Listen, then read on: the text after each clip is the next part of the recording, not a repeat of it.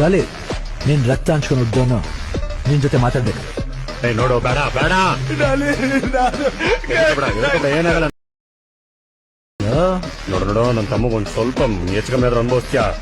ಹೆಚ್ಚು ಕಡಿಮೆ ಏನಿಲ್ಲ ಹಣೆ ಮೇಲೆ ಒಂದು ಸ್ಮಾಲ್.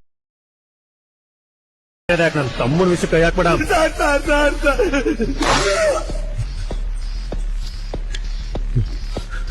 ಹಲೋ